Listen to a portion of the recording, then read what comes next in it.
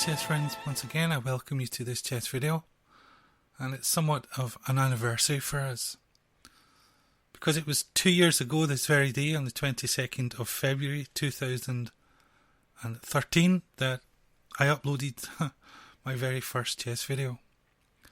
And some 80 or 90 videos later, well, we've created some controversy if nothing else. But the subject of this video here is in fact pawns and the role that pawns play in a game of chess. Now, in the 18th century, there's a French chess player called Andrew Soltis. And he's often misquoted with the famous maxim that pawns are the soul of chess. And I'm going to try to explain to you what in fact he meant. Because it's particularly with the configuration of pawns, they have a knock-on effect. Not only of where we put our pieces and how we use our pieces, but also how we plan. In the first two games we're going to look at, you're going to see the consequences of failing to recognise the piece placements and the plans associated with the pawn structure, and how it led to the disaster for one of the players. Okay, the first game we're going to look at is yours truly, playing a game on the free internet chess server. And I open with d4, d5, knight f3, knight f6. I go in for the Coley opening with e3. My opponent plays bishop to f5, the Baltic defence. The correct move is c4, c6, queen to b3, queen to c7, putting more pressure on the centre with knight to c3. My opponent builds a strong centre. I take, he takes. And you can see that the pawn structure has in fact been fixed. Let us just take a look at it for a moment in isolation, because as you will see, there are certain salient points that we can draw simply by looking at the pawn structure. You can see that my pawns are pointing in the direction of the queen side. Whoops. This here. It therefore makes more sense for me to play in this area where I have more space. You see that there is a half-open C file. It therefore makes sense for me to put a rook on this half-open C file. You see I have a beautiful square here on C5 that can never really be challenged by a pawn. This makes sense for me to put a knight on this square. You will see that black has a very strong square here on E4. Therefore makes sense for me to take some precautions against this by putting a bishop here on d3. And I ultimately have the goal of advancing my pawns and creating some weaknesses against the queenside pawn structure of my opponent. It's likely that, of course, I will be castling kingside because I have more pawn protection on the king's side. All of these things are readily discernible simply by looking at the pawn structure. And we end up with a fantasy position in our mind of where our pieces would like to go and what they are likely to be doing in those respective positions. And here is, of course, our fantasy position here. We have a beautiful knight on c5. Our bishop is looking after the strategically important e4 point. Our other bishop is on this diagonal here, where it's likely to support the advance of these pawns. Our rook, of course, is on the half-open c-file, supporting our strong knight. We've castled kingside, and everything is good to go. And discerned all of this simply by looking at the pawn structure. But what actually happened in the game is something entirely different, and I'll just show you that now.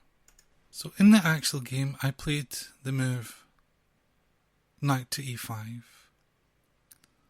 This makes no real sense. Okay, it looks good superficially to have a knight on this outpost, but as we've said, my pawns are pointing to the queen side.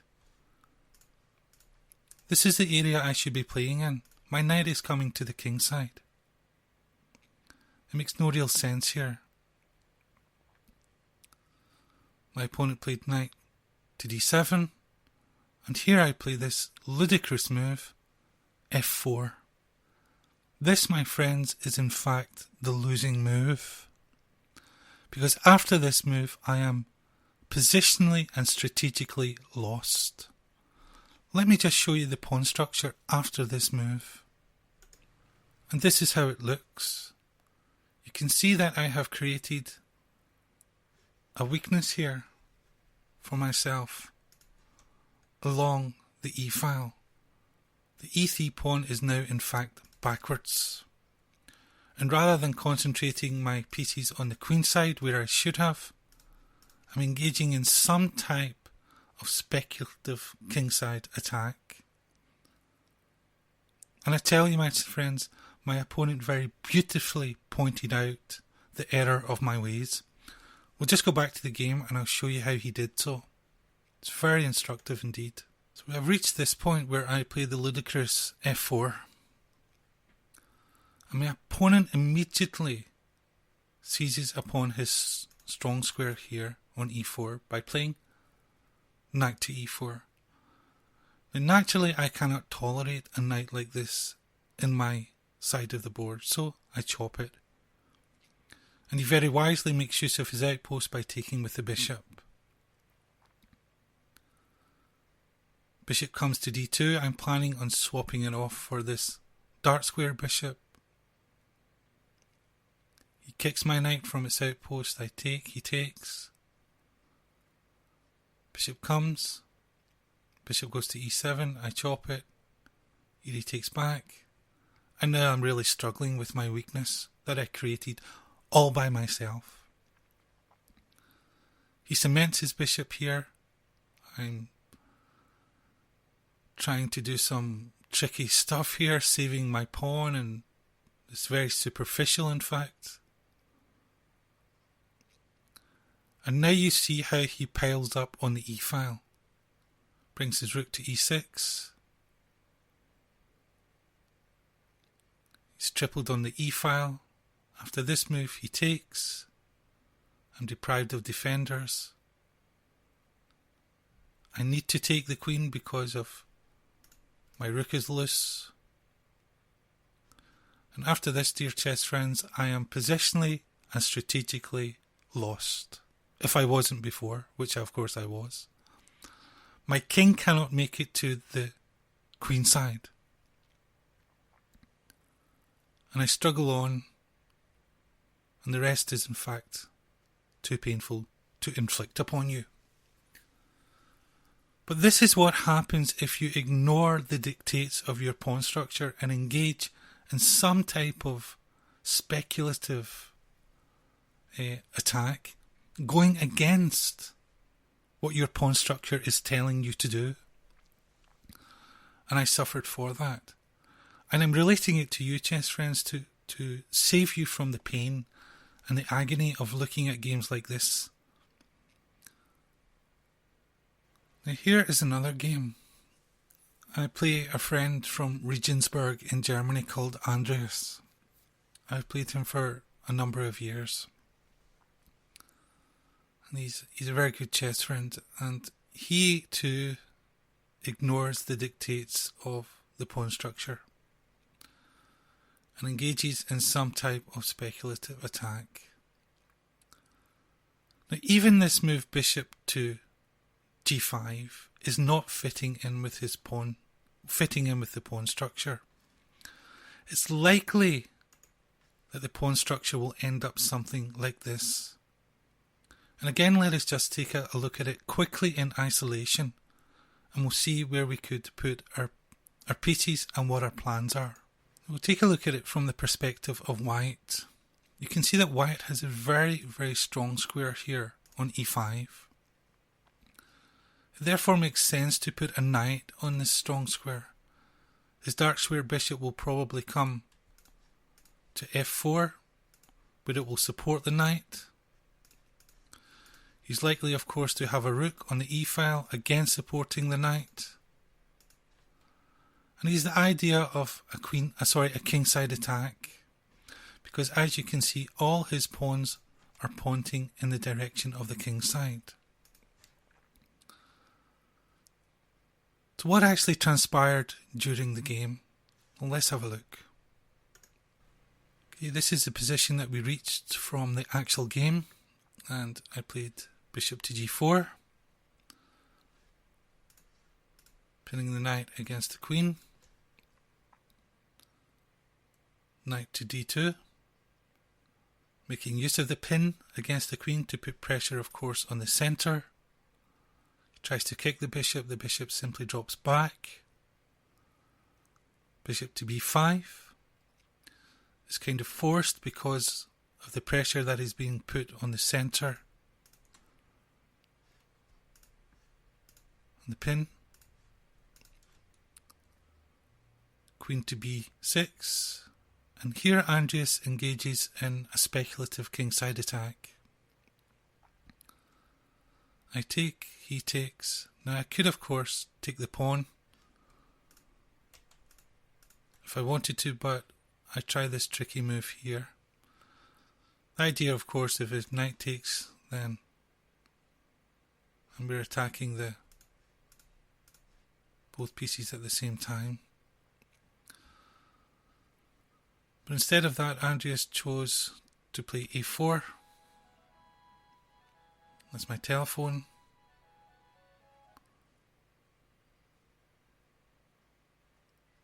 We get this position here. Takes. Knight's drop back. And after this move here, you can see that Andreas is strategically and positionally lost, because his pawns are an absolute mess. And as soon as the two rooks come to these open files, they'll just hoover up all of these pawns, and that is, in fact, what transpired during the game. I'll just show you quickly, in fact.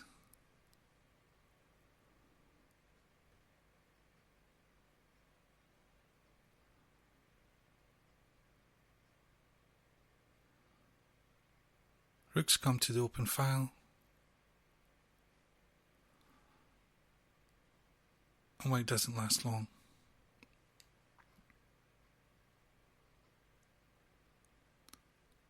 Loses a piece like this.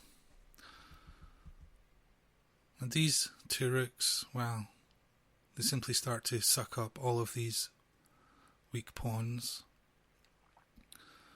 And all this ensued because Andreas simply ignored the dictates of the pawn structure.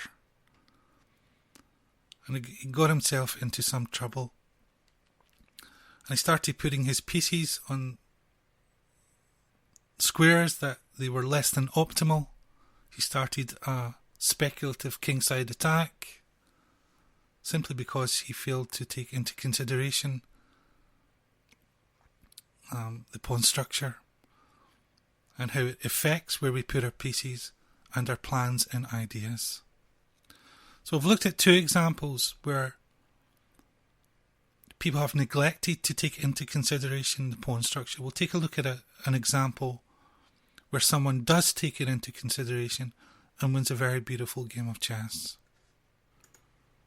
Okay, this is a game played by one of my friends, Aldo. Aldo's from Mexico City. He's a very, very good chess player, rated about 2100. And his opponent is rated above 2000 as well. He begins with e4, d6, d4, we have the Perk defense. Bishop comes to g7, h3, which facilitates, of course, the bishop here coming to e3, and so it doesn't get hassled by a knight. Castles. Bishop comes to e3. Aldo plays bishop to b5, bishop to d7, castles, e5, and d5. And the pawn structure has been fixed in the centre. And we'll just take a look at it once again in isolation and see if we can draw some salient points from it. You will of course notice that the pawn structure in the centre has been fixed and the position is somewhat closed. White's pawns are pointing in the direction of the queen side. It therefore makes sense for white to play in this area here on the queen side. And of course black's pawns are pointing in the direction of the king side. Therefore makes sense for black, of course, to play in this area here where he has more space. It's likely, of course, that because the centre is closed like this, it will result in opposite pawn storms. White will try and pawn storm black queen side, and of course likely that black will play the move, of course, f5, and his pawns, supported by pieces, will try to storm the white king side. And of course this has a relevance on how we use our pieces, where we put our pieces, and you'll see this in this game. So we'll just go back to it. It's very, very instructive indeed. So this was the position we reached after Aldo had played the move d5. The knight drops back, which facilitates the exchange of the light squared bishops. What do you think of this exchange, chess friends? Well, we've already noticed that black's idea is to play f5 and storm the castled position of white with his pawn storm. And he needed this light square bishop to support the advance of these pawns. And as Aldo himself pointed out, it was a very, very bad idea for black to allow the exchange of light squared bishops, because he needs them to support his pawn storm against the white king side. That's the first point of instruction for us. It's not simply a case of exchanging, of course, a good bishop for a bad bishop. There's more to it than that. a4 makes absolute sense because Aldo's pawns are pointing towards the queen side, and this is where he has more space. a5, queen again eyeing the weak, of course, b5 square, h6, bringing more pieces to the queen side, f5, and f3. It comes to the d file. Queen comes menacingly to this area of the queen side, menacing these queen side pawns. And I don't understand this move at all. Black should be trying to open up lines in the king side against the white king side. And this appears to me to simply close lines. And the bishop simply drops back. And now you can see that this pawn is very weak indeed. It's weak and it's backward. And here Aldo brings his pieces against to the queen side. Bring pressure, of course.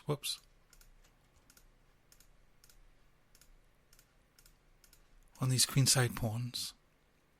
And this again is a strategically disastrous move, Because once the queen is gone from the queen side, black loses another defender of the very weak c7 square. And Aldo immediately pounces on this, and it reduces these rooks to passivity. He begins his pawn storm, and this allows him to create a pass pawn on the queen side. I love this move here. Knight to a7. Not only is the knight heading for the very beautiful outpost here on c6, but it blockades the rook at present.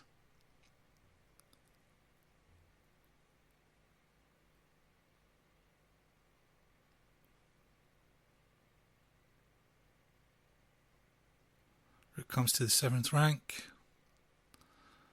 And look how constricted black's pieces are, because he failed to open lines against the white king side,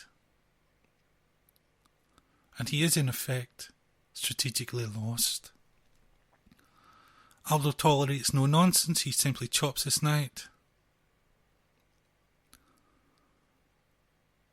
takes,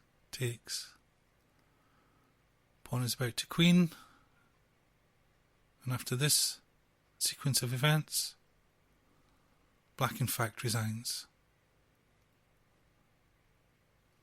He's lost. So a very, very beautiful game there, I thought, by Aldo. Playing in harmony with his pawns.